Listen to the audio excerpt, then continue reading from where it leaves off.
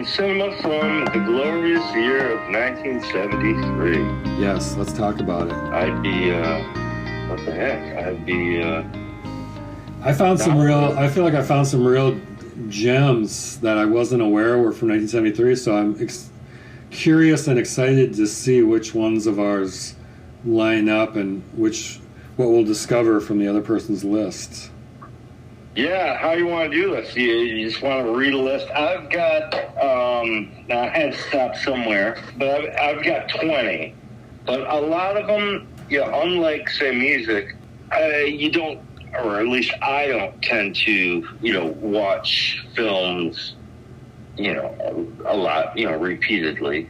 Later on during the VHS and then the DVD era, and of course now streaming, you can pretty much watch anything, I suppose, for a fee. So some of them I maybe only saw once, and maybe only saw on a very small, 10-inch black and white TV in my parents' kitchen or something as a kid. But yeah, I got a list.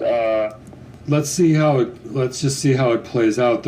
One of the reasons I decided to, or I came up with this idea of films in 1973 is I recently saw The Sting with Paul Newman and Robert Redford. And it was one of those films like I thought I had seen, and I just watched it last week and I realized, no, I've never seen this. And of course I knew the theme song, like we were talking about.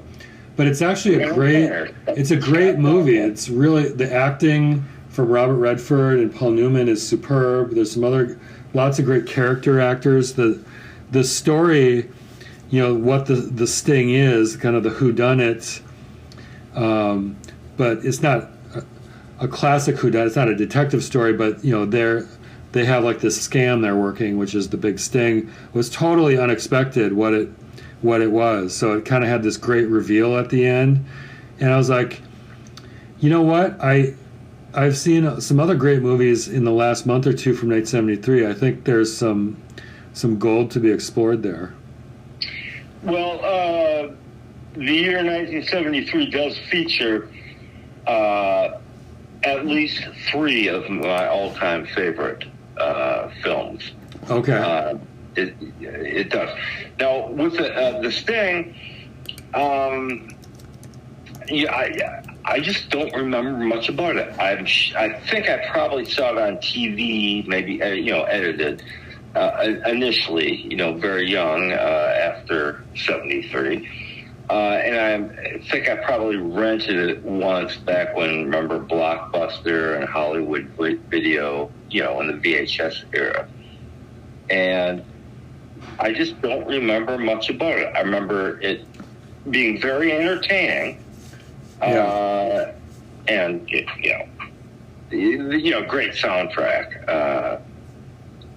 The theme song, "The Entertainer," written by Scott Joplin, sometime in the late 19th century, right? Is performed by Marvin Hamlisch. Is that right?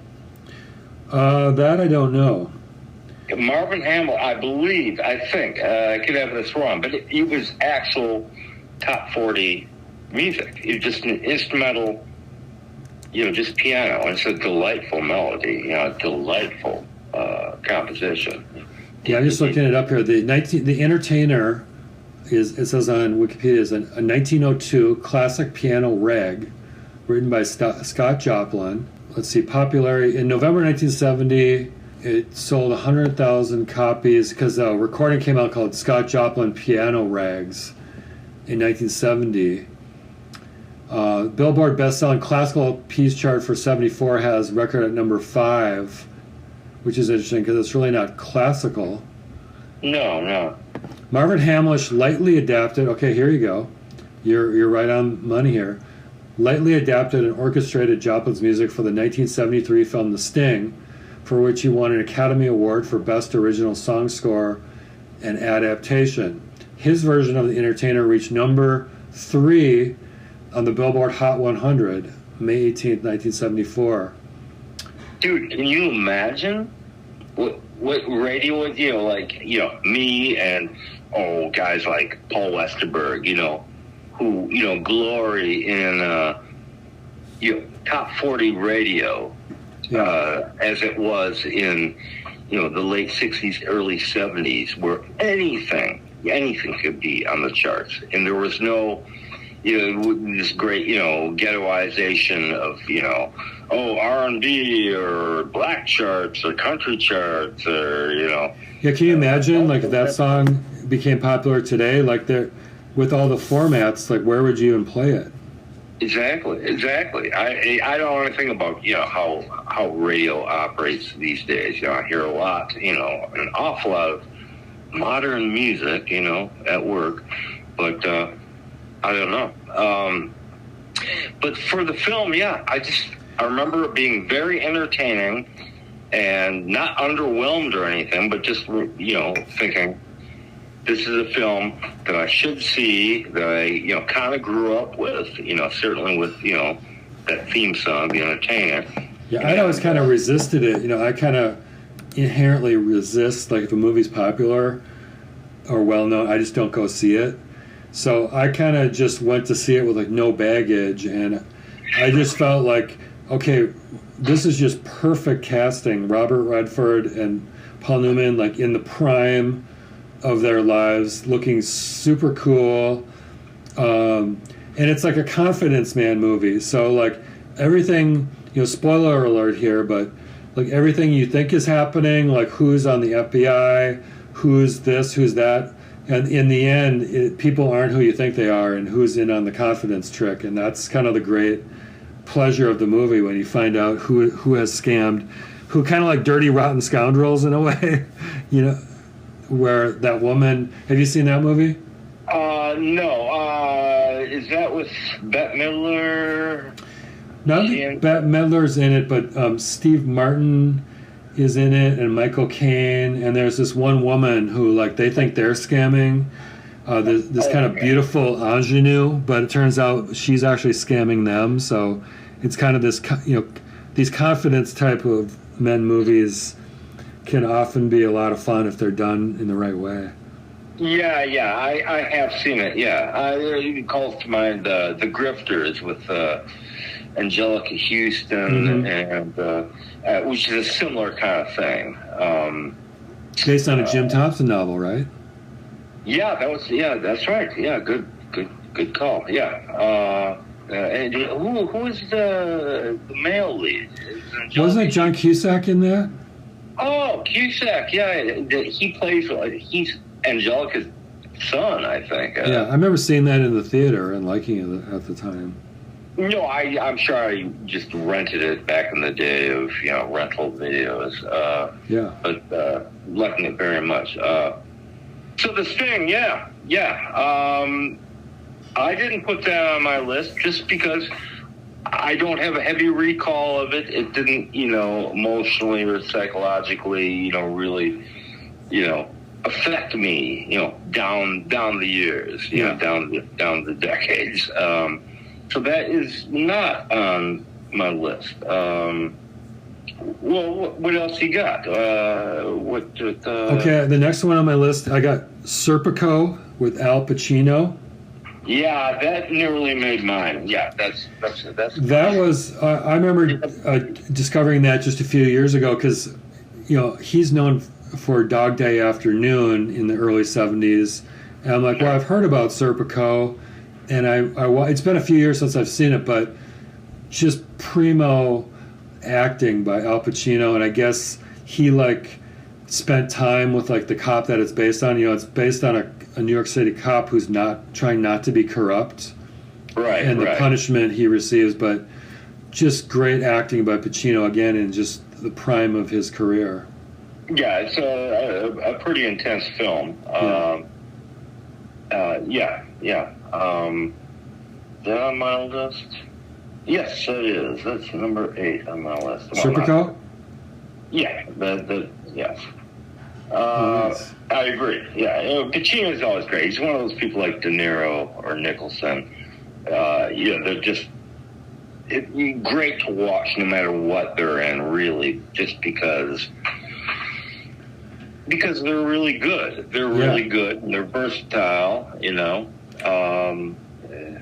they're not typecast actors, although they certainly can be typecast. Yeah. But just give you an example. Like the other day, another movie I thought I had seen was Jackie Brown by Quentin Tarantino. Oh yeah, I actually don't like Tarantino, and I like Jackie Brown very much. Yeah, I was biased against him too. I think that's probably why I hadn't seen it, although there's other films of his that I like and others I don't like. But long story short, I didn't know Robert De Niro was in there, and he plays a great character in that movie. And again, what I was just referencing, he plays against type. Yeah, he plays this, stoner loser, but plays it perfectly. Yeah. It's very well done. And when I say I don't like Tarantino, it's not that he's not a great director. He is a great director and a great technician. Yeah. And it gets great talent. It's his themes and how he portrays. To me, it just creeps me out. I remember not seeing Pulp Fiction for like 2 years after everybody else on the planet had seen it. And I enjoyed it. I wasn't sure what the fuss was about. Yeah. But then when I only saw Pulp Fiction like a few weeks ago for the first time, and I actually really enjoyed it. So, and the 2 Kill Bill movies are really good. So what I've kind of realized is I like actually almost all of his movies I've seen except for for Reservoir Dogs. Yeah, there are some other ones. The Kill Bill movies, I saw one of them. I forget if it was the first or the second. And I really like Uma Thurman. He's an exciting director, Tarantino. And he very famously knows his cinema history, inside out. Well, that's the thing, and we don't want to go too down this rabbit hole because this is not 1973. But right. Part of what makes him so interesting is I think he knows his film and his TV shows, and just the way he frames the graphics or the way he zooms in. He's referencing certain B movies from this era actually. Right. That a lot of other directors don't have that depth of knowledge of cinema. Right. Just personally, I see interviews with them, and I agree. It kind of rubbed me the wrong way. Me too. All right, back to 73. Yeah. What else you got there? All right, next one. I'll be curious if you have this one. Enter the Dragon by Bruce Lee.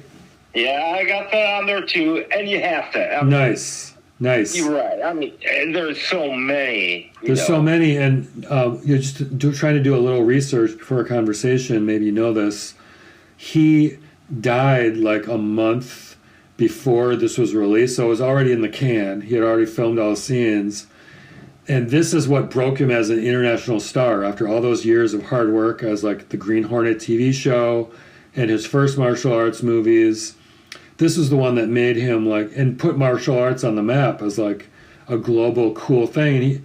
And it's just a shame he wasn't around to enjoy it. Yeah. I remember, reading about that. Not at the time, but much later. What can you say? It's Bruce Lee. It's the standard Hackney. With the overdubs. Right, and him fighting off. I always love it in Bruce Lee when he's surrounded by 100 guys, and he's gonna kick all of their asses and come out of there smiling. Right, and the subtitles are overdubs, I should say. Yeah. Ha! You killed my master. Now I will defeat you. Right. Yeah. And it was kind of it was trying to kind of cross over, right? Reading about it, it's kind of one of the first kind of black exploitation films, and where African Americans were becoming cool in cinema, and right. Really trying to be popular not just in Asia, not just in the U.S., but really in both cultures or in all cultures. Right, and it had that impact. pop in the. Yeah, it had that impact, exactly. It was a huge. Culture at large, yeah. Okay, carry on. Okay, now the next one, I'm a little bit on shaky ground, but I remember liking it when I saw it, which is Don't Look Now, starring Donald Sutherland, which is like a kind of a scary movie filmed in Venice. Did you ever see that? I got that on my list. Oh, you do? Okay. Anything you want to say about that one? I think I might have the DVD. It's freaky. It's Nicholas Roeg, Yeah. And Who did Bowie, Man Who Fell to Earth, right? Oh, the performance and Walkabout. He's a director that Right, so it's a great, kind of very unsettling film. Yeah, it's psychologically very well crafted and a well made movie because it's Nicholas Roeg, right? Oh, for sure. Sutherland's great. Julie Christie's great. It's a disturbing film. The implications. It's not just a horror or a psychological thriller. The implications, I think, the themes of loss and grief, combined with sexuality, they're pretty tangible in the film.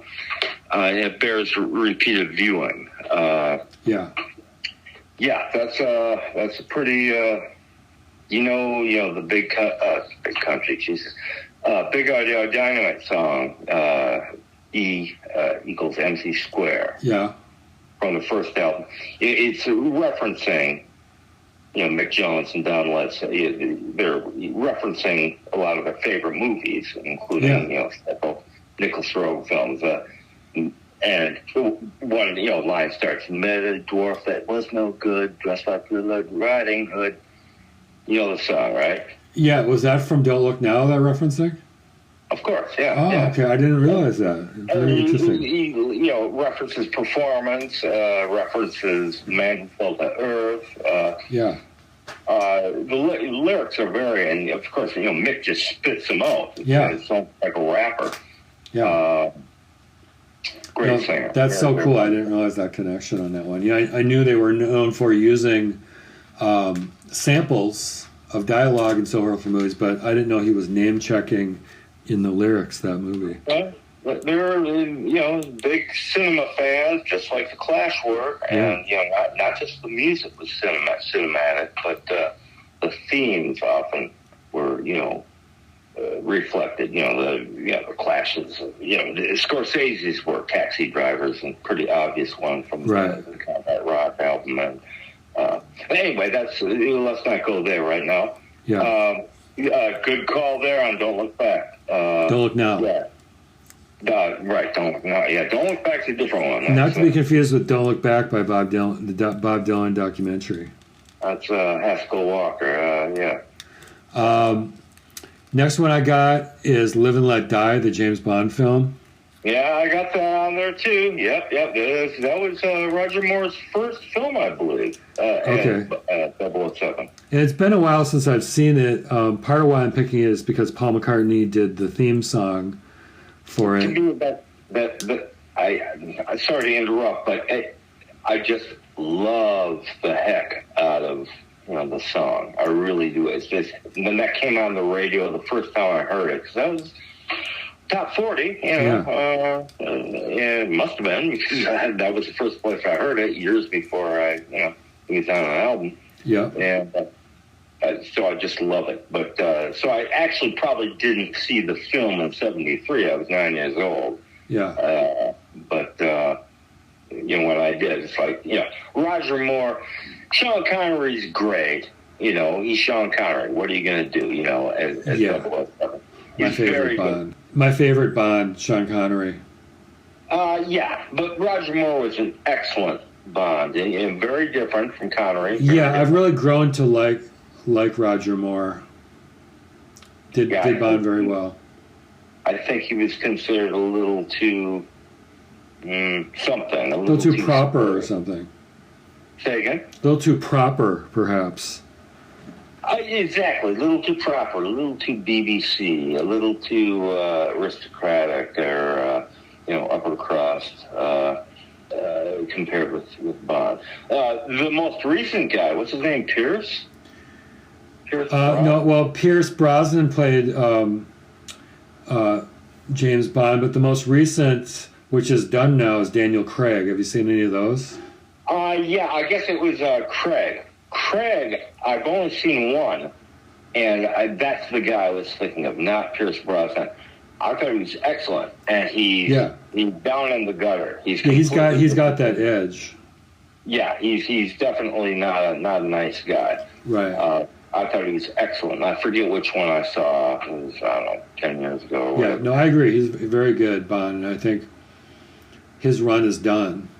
But he did a lot of very good James. They're all good, all the ones he did.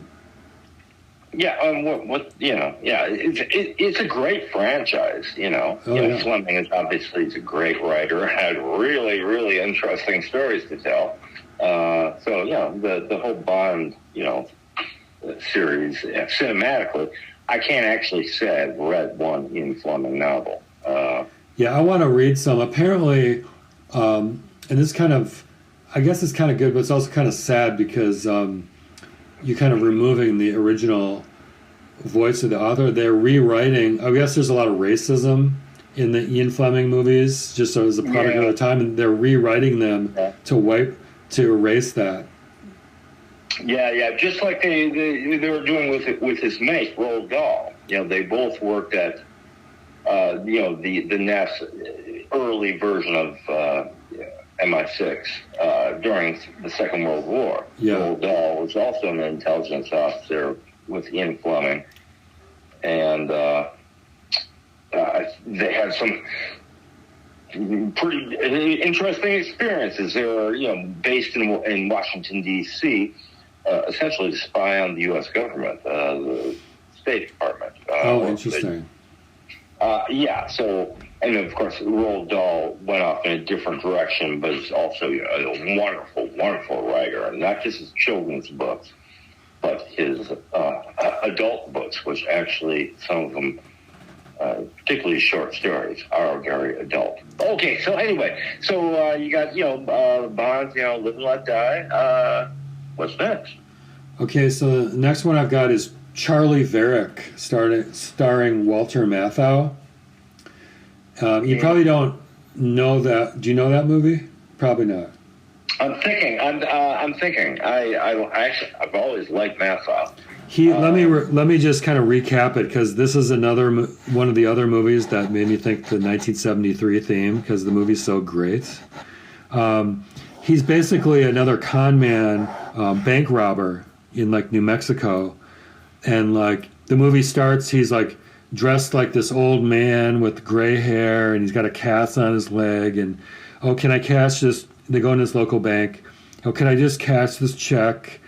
Poor innocent me. And it turns out, they rob this bank, and he whips off the cast and the wig, and they get in the getaway car.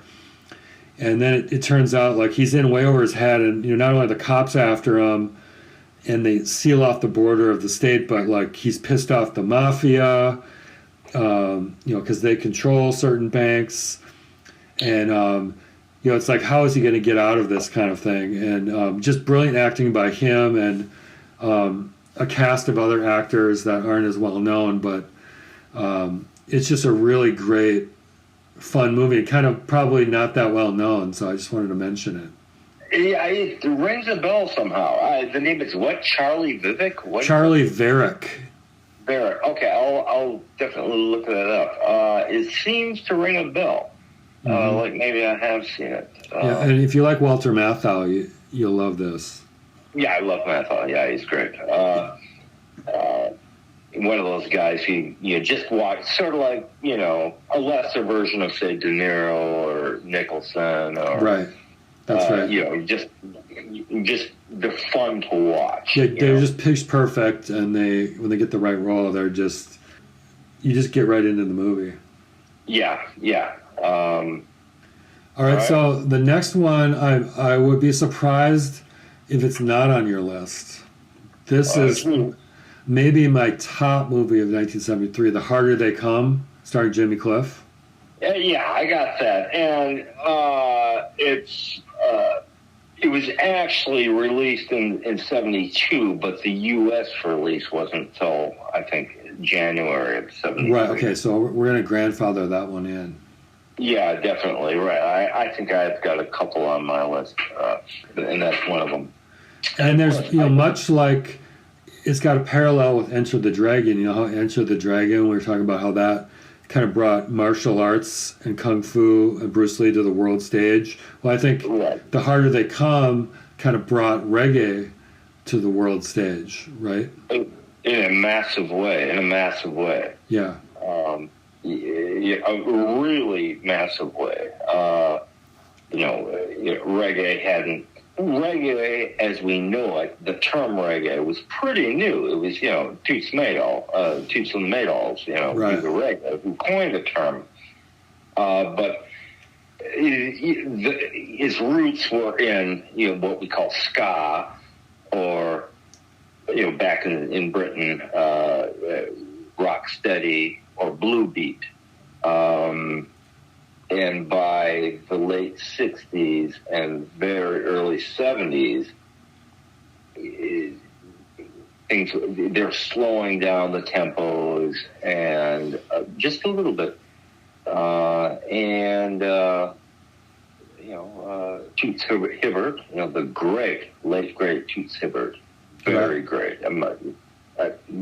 For me, easily the greatest reggae artist of all time. Oh yeah, Toots was just pure joy and musicality. His voice. He was like a miniature version of Otis Redding, except that he was like very soul singer type of voice. And apparently, a lovely guy, as Otis was too. But and he had some songs on that soundtrack, right? Pressure Drop is a big one. Sweet and Dandy. These are some of the greatest tracks ever recorded. And for me, they're just. Oh yeah, that soundtrack. I used to listen to that all the time with a friend of mine. There's so many great songs on there. Yeah, Jimmy Cliff is great. He's great, and he's about a third of the tracks. I forget what he made. There's 12 tracks on the album, the soundtrack album, maybe. And Jimmy actually repeats. There's two different versions of the title track. Everybody on those is great. Some of the artists, the Slickers, Johnny Too Bad. Those guys were, the writers were under indictment for murder charges, awaiting the death penalty while the song was, being copyrighted. And it's a wonderful album. But that's kind of a different topic. Yeah, no, that's a great side story about the Slickers, because that version of Johnny Too Bad, that showed up in the Clash movie Rude Boy. That was my first exposure. Is it?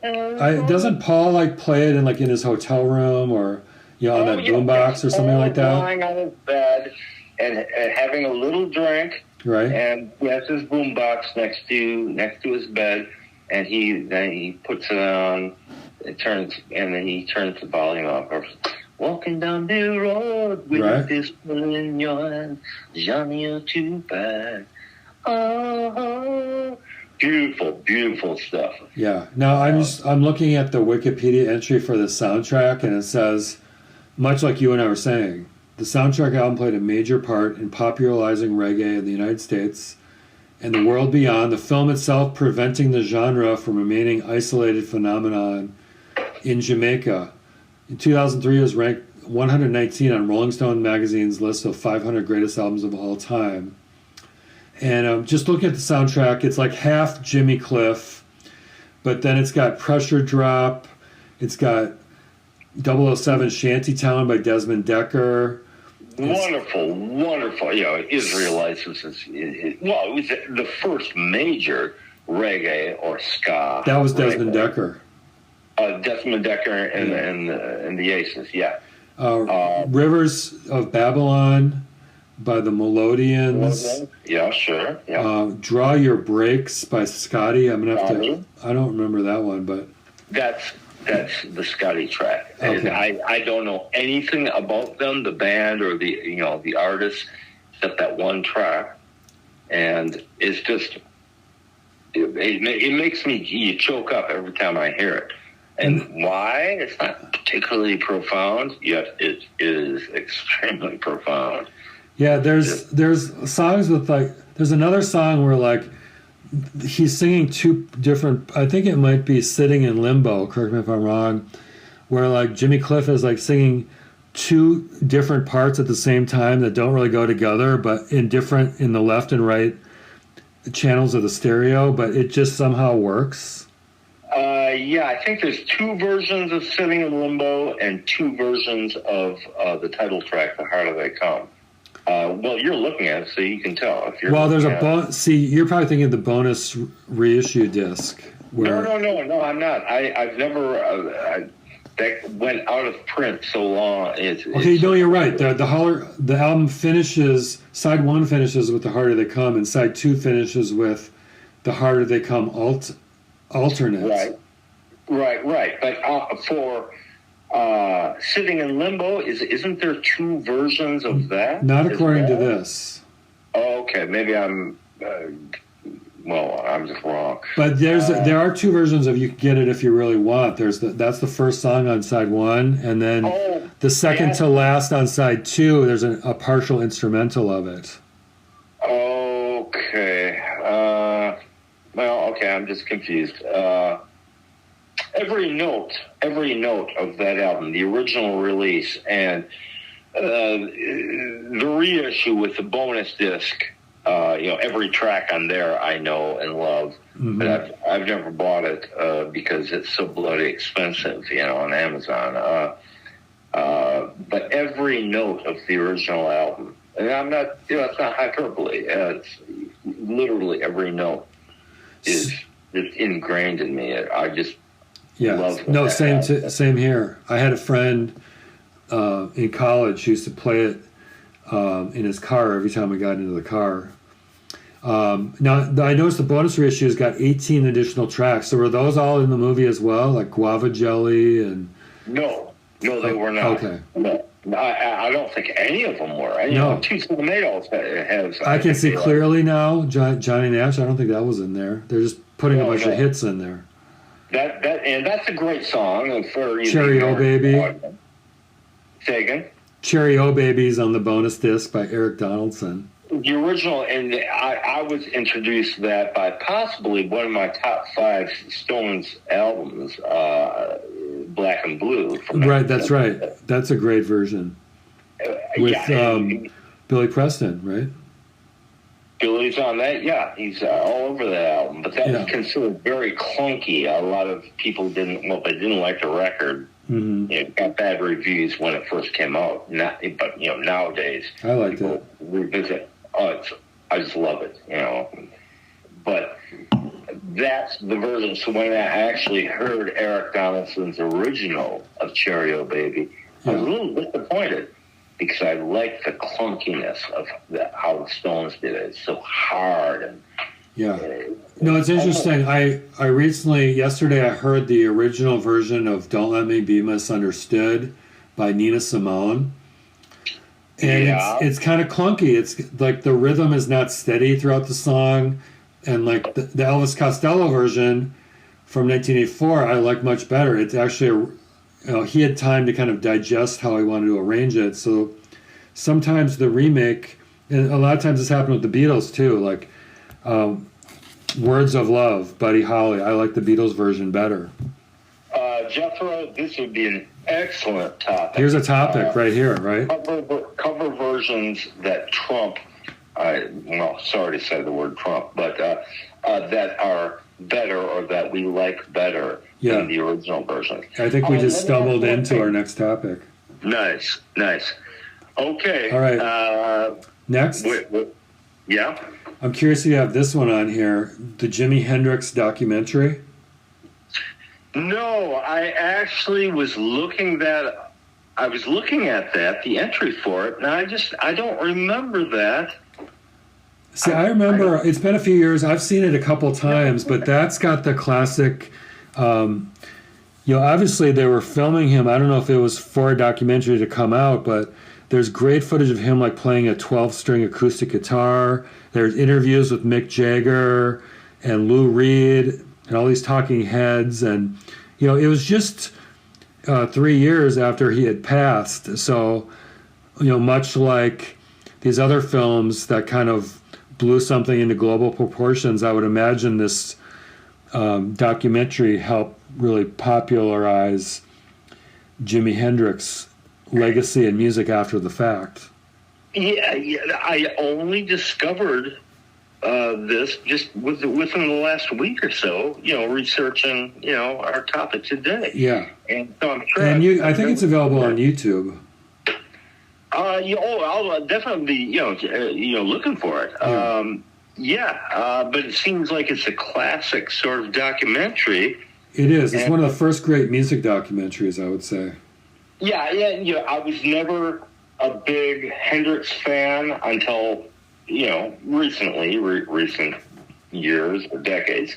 Yeah. And I'm still not, a huge fan, but, hey, it's Jimi Hendrix. What the hell, Yeah.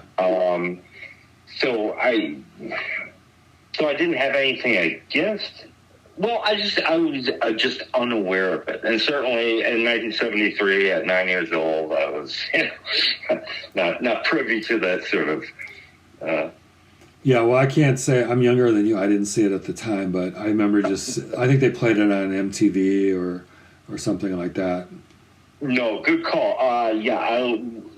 It really piqued my interest just reading about it, and you're telling me it's a big deal documentary. So I will definitely be looking for that. What's the actual name of it? I think it's just called Jimi Hendrix. Okay, all right, yeah.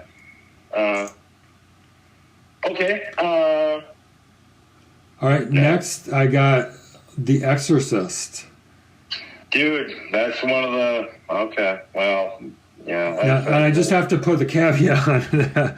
It's been a few years since I've seen it, and I don't like horror movies. I don't either. But it's a very well... I remember thinking at the time, it's just a very well-made movie. It's psychologically scary. It plays on, like, ancient, mythology of demon possession, and it's a very cinematically a well-made movie, and it's psychologically scary, which makes it interesting and more than your garden variety scary movie. That is its entire effect is the psychological effect. That's entirely where it comes from. Right. I'm glad you pointed that out. I got a lot to say about it. Okay. Go ahead. I don't want to go too much. I was raised Catholic, Roman Catholic. Right. It's kind of like, as they say, it's like the mafia. Once you're in, you never get out, Mm-hmm. Oh, okay. The first time that film, The Exorcist, was on TV was a couple years later, 75, 76. It was on TV, and watched it with my mom in our overheated kitchen in South Minneapolis, and a little 10-inch black and white TV. And before the film and after every commercial break, there was a disclaimer from the Archdiocese of the Twin Cities, Minneapolis and St. Paul, which said, this is a really heavy film. It's very disturbing.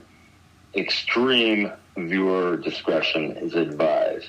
Oh, isn't that interesting? Like today, that would never happen. A disclaimer directly from the Archdiocese. Yes, and it was extremely heavily edited, as you can imagine. Oh, sure, I can imagine. And even still, it had this disclaimer. So that was a big, big deal. So it's psychological, Yeah. It's got the whole historical, how the film starts as, Max von Sydow, it's an old priest, and he's in Iraq. It actually says, right. That's the first scene of the movie. He's doing an archaeological dig in Iraq and discovers this. And quick little sidebar, I guess they weren't legally allowed to be there, but like the local gang controlling that area let them film there if they would give film classes to like the local kids interested in film, which they did. I think I read something about that. Yeah. It's a very, very heavy film. Okay, you want to get into more. Okay, so where they shot it in Georgetown, right. in Washington, suburb of Washington, D.C., and I've been there. I have too. I really, I dig it. Yeah, it's a cool area. Yeah, it is. Yeah, and they had a great record store there too. I spent some time there in the early 90s. Anyway, during the production of the film, the shooting production, something like 4 people died. Yeah. One was not Burgess Meredith. Who am I thinking of? He's one of the leads. He's the aging kind of alcoholic English director who is sort of ruling the mother. Yeah, I don't remember, but I do remember hearing that a lot of accidents and deaths happen in the film. And then like 3 crew members as well in rapid succession died during production of the film. So, those are not just urban legends, but they're just, things that, as Arsenio Hall would say, things that make you go, It's a very, very, just technically, very well done movie. William Friedkin, the director, he just died fairly recently, last summer, I think it was, last fall. And I remember with the VHS remastered, great. They actually cleaned it up somehow, and this is evident on the DVD as well. And somehow lost the graininess or grittiness that the original film had. And that maybe has to do with the actual film stock. But it was like too clean somehow. Didn't detract from the power of the movie. It was just odd to me to see. It was like listening to the Beatles' "I Want to Hold Your Hand" in mono, and then hearing like a complete, remix, DOS, But too clean in a way. It took away from like what it's supposed to be. Yes. Yeah. Didn't detract from the power of the movie, and to me, the power of the movie. I was finally able to watch it maybe a year ago, and it didn't give me the heebie-jeebies. Okay. So it's retained that power, and that is through. It's nothing to do with pea soup and spinning heads, and nothing to do with that. Right. It's just everything about the film is really, really heavy and human. It's not supernatural per se. Right. It addresses the concept of human evil, if it exists, if you can, describe human evil as a medical or scientific, with a sort of diagnosis. Well, that's probably a good place to wrap that film up. Okay, very good. Yeah. You say you only have 2 more that you want to address? Yeah. And I'll read off, the remainder of mine. You ready for the next one? Yeah. I think you might have this one. It's Pat Garrett and Billy and the Kid. Pat Garrett and Billy the Kid. No, no, that's nonsense. Number 17. There it is. Pat Garrett and Billy the Kid. It's really not that great of a movie. I mean, it's a great period piece. It's got James Coburn and it's got Chris Christopherson, but it's got Bob Dylan and it's got that soundtrack and Knocking on Heaven's Door. So what more needs to be said? Well, yeah, there you go. Now, Bob really isn't the most charismatic guy on film. But I kind of find him charismatic in his anti-charisma. Maybe, and that's probably what Peckinpah had in mind. Now, apparently, the film went through a lot of changes. Well, yeah, I guess they kicked him out of the project and recut it, and he was really pissed off about that. And I guess eventually, like, a director's cut came out, but there's a lot of controversy when they were making it. Yeah, Peckinpah's great for what he did, and it was, kind of revolutionary for his war films, particularly. He's, a decorated combat veteran of the Second World War, so he knew what he was talking about. Yeah. I've only seen the film maybe twice, and it was a slog. Maybe it was an unedited director's cut or something. Yeah. It kind of drags. I found myself like, when is Bob Dylan going to show up next? And when can I hear the Bob Dylan soundtrack, which is a great soundtrack? Right. Yeah. Pardon me. So I did put that on my list just because it seems something worth revisiting, that actually more attention should be paid to it by myself, at least, if not other people. And, historical significance sometimes doesn't mean anything, sometimes it does. And in this case, I think the historical significance of that film, it's worthy of the... it's worthy of a mention, since we're covering that year. Yeah. So I don't have a lot to say about that, really. Great music, and Bob Bob was much greater 40 years later and Masked and Anonymous, I think, and that's a whole other time. Oh, I agree. I love that movie. I think you're the only person I know who has seen and loves that movie. Yeah, I think it got mixed to bad reviews. Just people scratched their heads and they didn't know what to make of it. I think it's wonderfully done. I do too. Dylan himself, and it's got the Big Lebowski boys. It's got John Goodman and Jeff Bridges. And it's got a performance of Cold Iron's Bound that's like one of the coolest things I've ever seen. Like this wide, like fisheye lens. It's like zoomed right in on Bob and the band. There's several songs. On the soundtrack album, the CD, there's four tracks. Right. With Bob and the band. And they're all in the film. There's a couple that didn't make the soundtrack. Right. Yeah, there's a whole set they did with that wide fisheye setup. I think it's just not just a good movie, but a great movie. I agree. It's got a lot to say. The dialogue's really cool. I totally agree. Bob is addressing himself, addressing his own history and his own mystique and legend.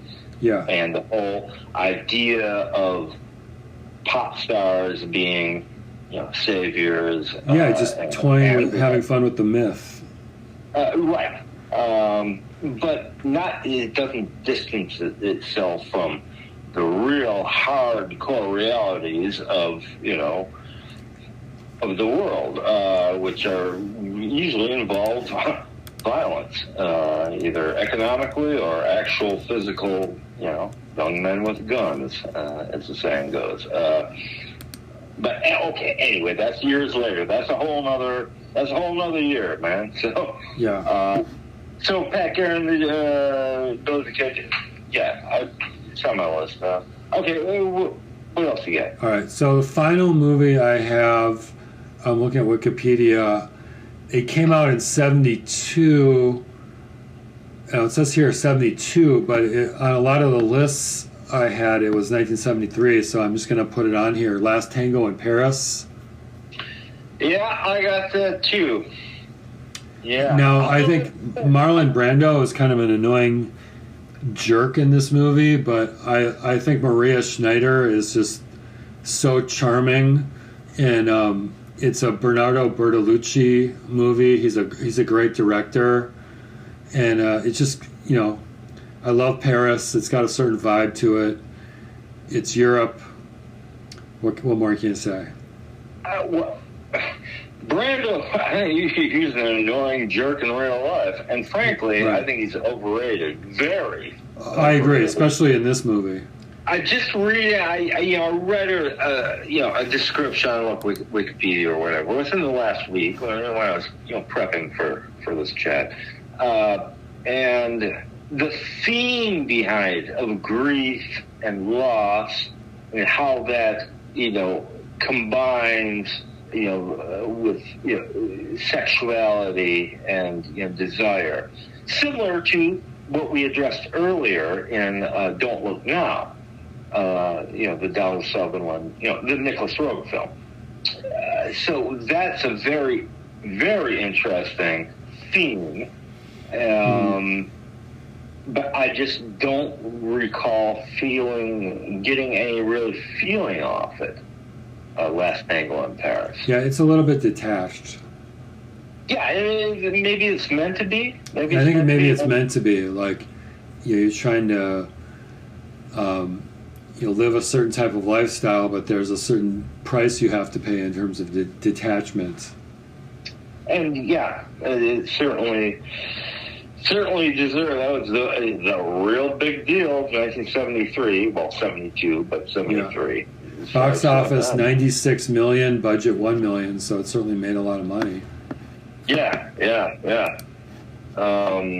Maria Schneider, apparently very tragic life. The film apparently really, and I've read about it, years earlier, how it really, affected her and damaged her in a lot of ways.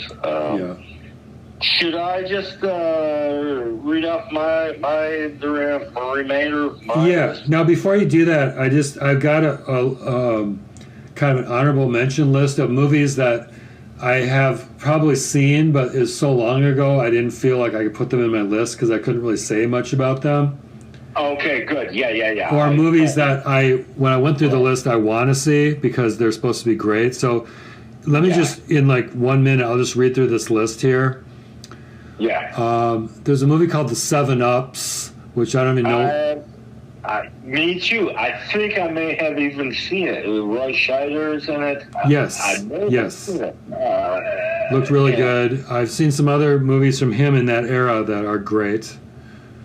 Yeah, Scheider is a very interesting actor. Yeah. The next one, Day for Night by Francois Truffaut. I've heard of it. It's supposed to be one of his classics. The next one, Friends of Eddie Coyle with Robert Mitchum. It's like a detective kind of movie. Don't know it. Magnum Force with Charles Bronson. Well, no, that's Clint. Clint Eastwood. Is that Clint Eastwood?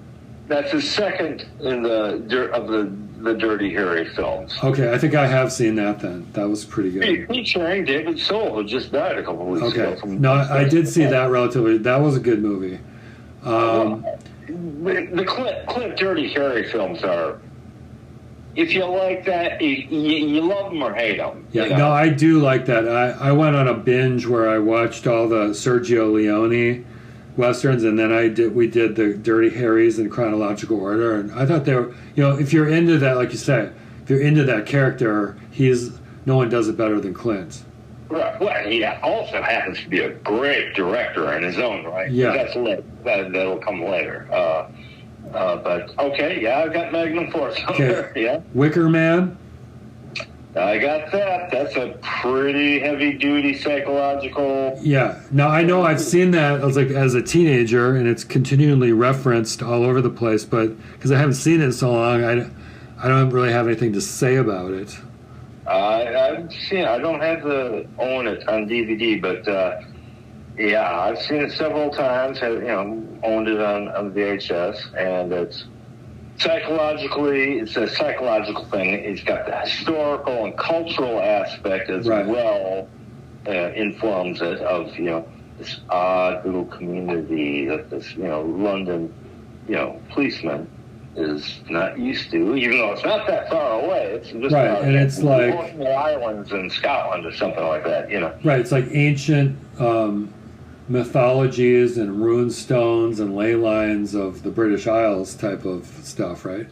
Right, and he's a modern man with the Metropolitan Police Force, Scotland Yard, and he's what's all this, Right. Very, very.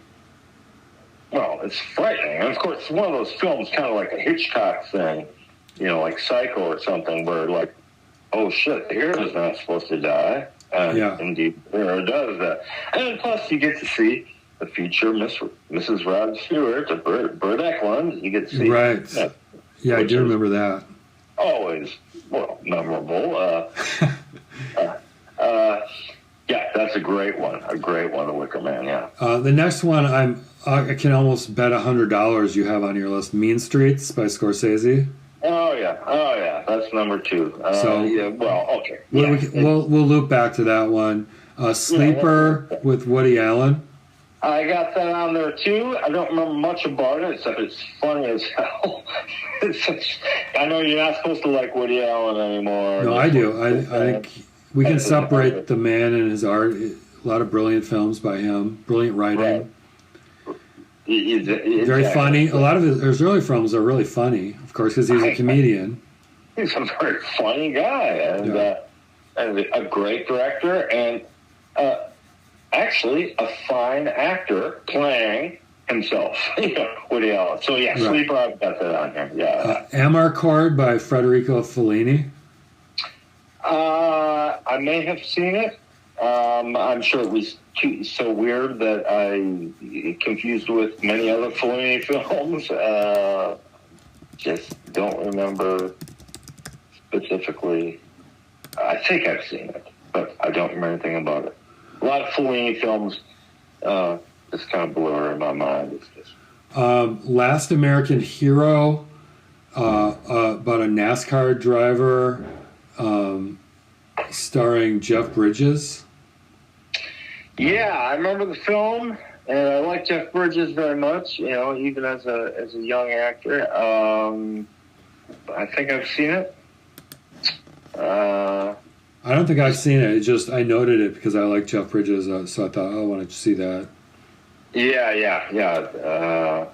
I should check that out. Maybe that's a film that might well be on YouTube for free. The next one, I remember the TV show, watching it on PBS, but the actual movie, Paper Chase. There's another one. There's a movie called Tidal Wave from Japan that was really big in that year that I just made a note to myself to see. I haven't seen it.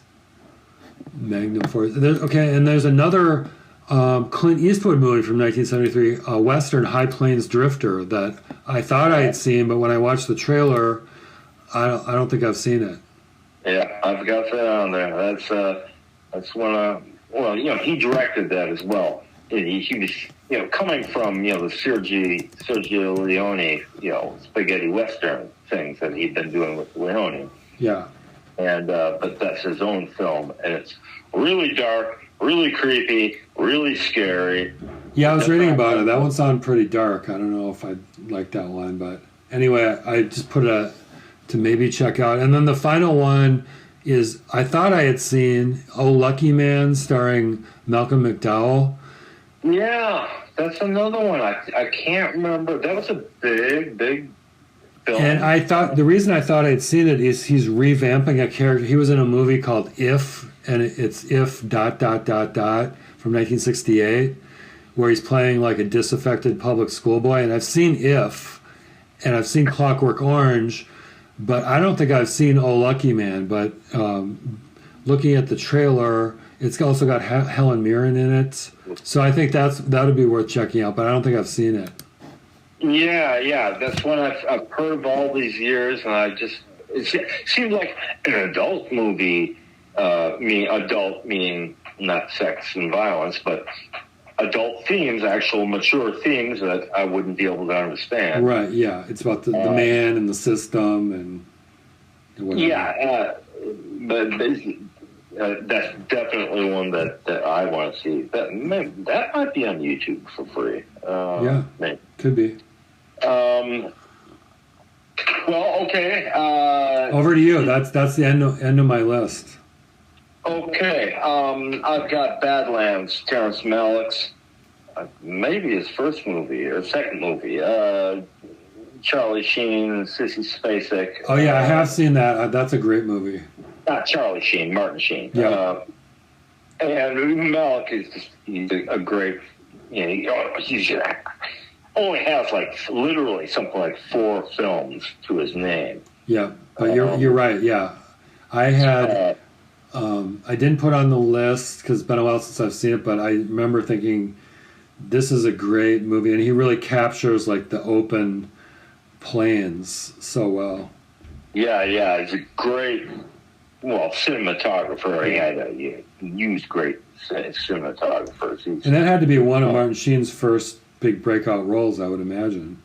Oh, I think so. Yeah. And Sissy Spacek as well, who went on to great actor. Right. I've got Soylent Green, which I can't remember anything about. I just, Carbon Silicone had that great song, Soylent Green, which is about the movie. And I just can't, it's like the Peapod People kind of thing, one of these, Invasion of the Body Snatchers type films. I just can't remember much about it. Papillon with McQueen, Dustin Hoffman. It was a big deal when it came out, and I saw it a couple of years later, and it's pretty harrowing. Is it good? It's really good. I can't remember if there's a subtitle. No, it isn't subtitles. It's, I remember. I know of the movie. I don't think I've seen it. Yeah, it's they're McQueen and Dustin Hoffman are sentenced to life imprisonment on Devil's Island, French colonial prison.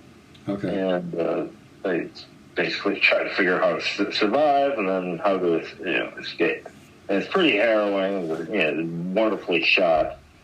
It's a real downer film, but I do have a Charlie Brown Thanksgiving on here. Oh, interesting. I recently watched that. You like that? Yeah, I haven't seen it in decades, but apparently they just released, I think Rhino Records released like a 2 or 3D box set of the soundtrack and outtakes as well, Vince Guaraldi's. And he was actually breaking into the funk realm. He's wonderful anyway in all his films. But he actually had like some, was breaking into the funk realm. And apparently that was the first time he had a black, character, African-American kid. Okay. So it's been decades since I've seen it, but I like the Charlie Brown. I like, Schultz. I like Charlie Brown as a paradigm. And musically, Vince Guaraldi's, just wonderful. So I threw it on there. Westworld, Yul Brynner, very creepy, forward-looking. Heard of it, never saw it, but good to put that on there. A theme park where people can go and experience either the Wild West, medieval Europe, or ancient Greece, and have experiences, violent experiences, sexual experiences with lifelike androids. And interesting. And the androids stop being androids and start being menacing. And, kind of a weird foreboding of like AI technology today. Exactly. Yeah. Right. And it's been decades since I've seen that, but Yul Brynner plays a great gunslinger. That's his title, Gunslinger. So he's in the Wild West aspect of the theme park. Winding down here. Cinderella Liberty with James Caan, and it's a sailor who is on leave for medical purposes, and so he gets Liberty, which is, being on leave in the Navy. He just has to be back by midnight, by curfew, onto the naval base. But he gets Liberty for a while, and he meets Marsha Hunt, is the actress. It's been years since I've seen this. And she's just a single mom, early 30s.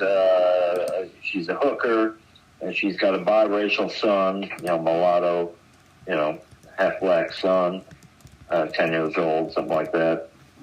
And James Caan just falls for her and wants to help her.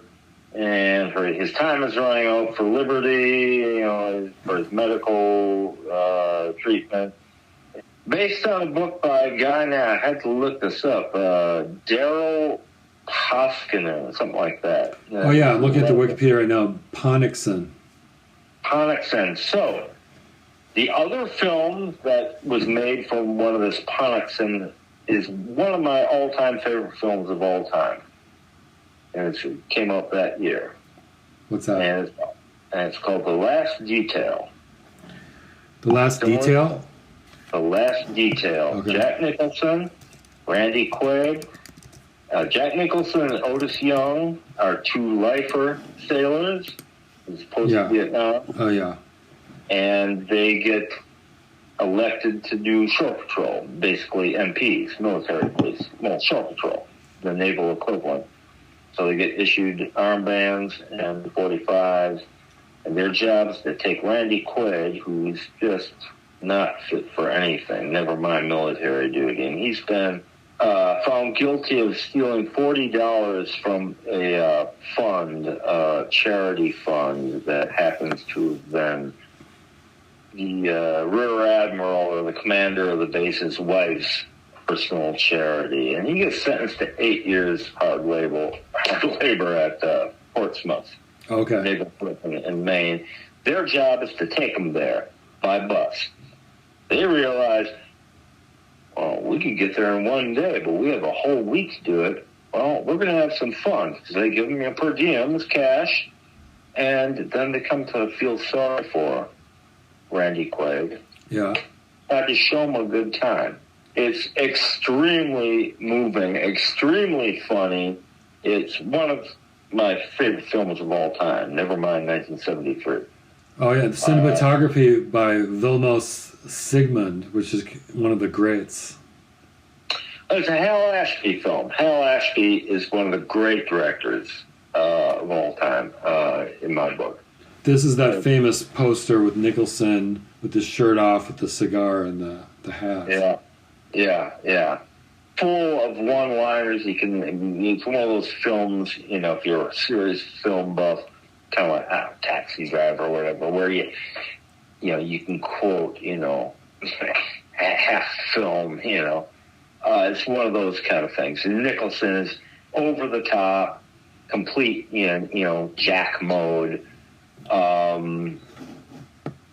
very realistic, the weather is cold everywhere they go. They're coming from Virginia going up to Maine on the bus. It's cold, miserable, just reeks of real life, of just working class guys who happen to be in the military. Yeah. A working class institution. And it just reeks of truth. And it's a downer of a film. Yeah. Very funny, very sweet at times. The way, these hard-ass lifers, Nicholson and Otis Young, treat young Randy Quaid. He's actually huge. He's, a huge guy. Apparently in the book, the novel, which I haven't read, the prisoner, the character's a little guy. He's, intimidated. He's, he just has no business being in the military. He's just, but they cast Randy Quaid. He's a very big guy, which makes it all the more poignant somehow. And he's just, no confidence. He's done nothing. You know, he's a virgin. He's never had a beer.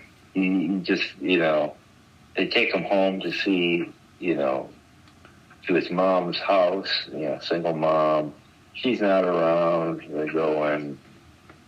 Just the house is in disarray. The living room, you know, empty liquor bottles everywhere, and Randy plays like it is what it is kind of thing. And so it's a very emotional film too, in a very low key, unemotional or non-histrionic way.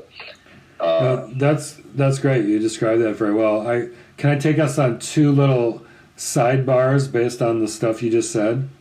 Please, yeah. One is the Jack Nicholson film 5 Easy Pieces from 1970, where he's playing this blue-collar oil rig worker, and it turns out he's kind of slumming it, and he comes from a wealthy family of classically trained musicians.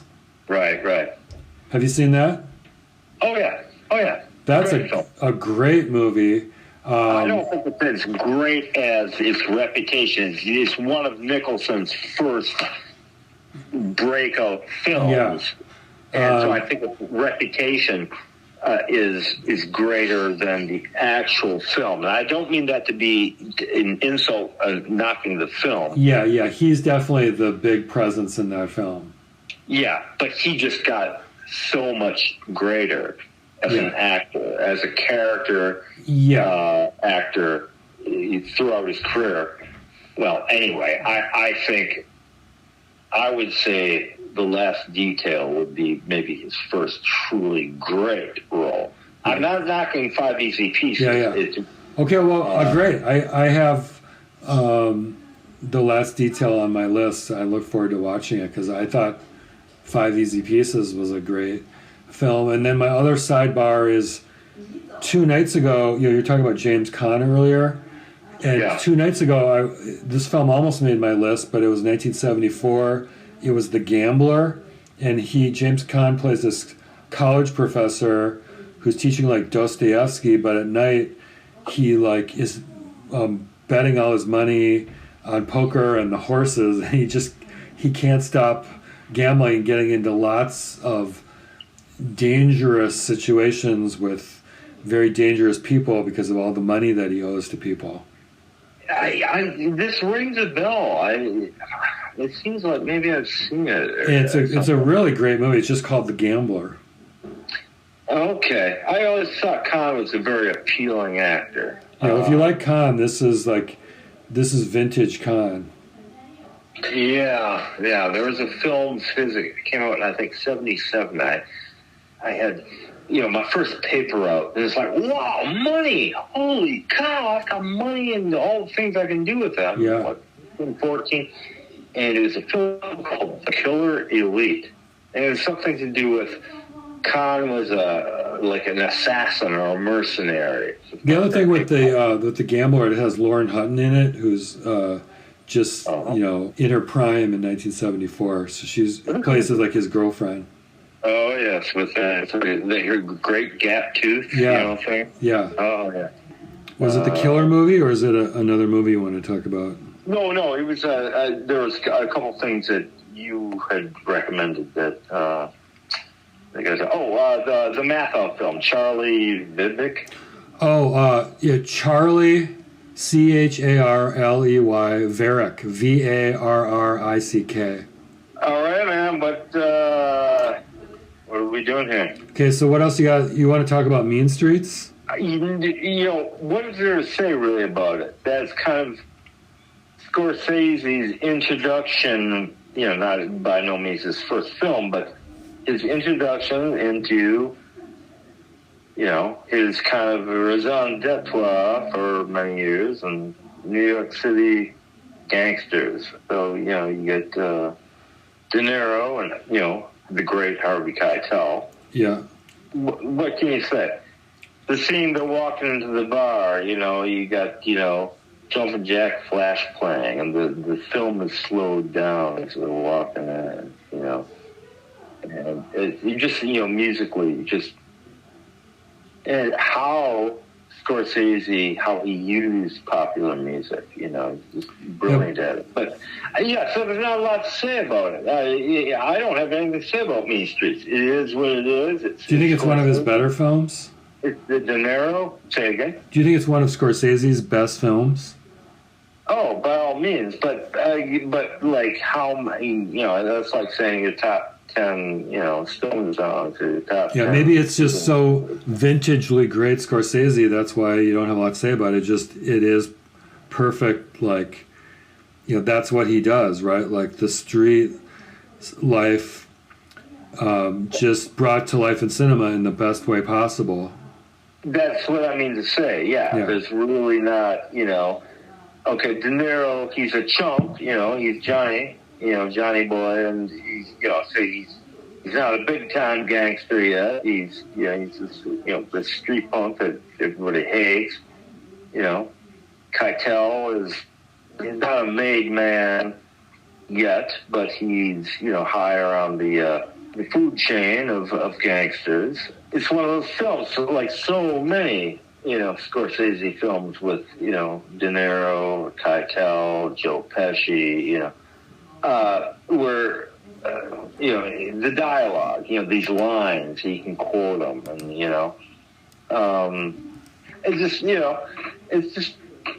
it's a great film. So I just don't have much to say about it, really. It's just, it leads you into, Scorsese casts a spell. He's a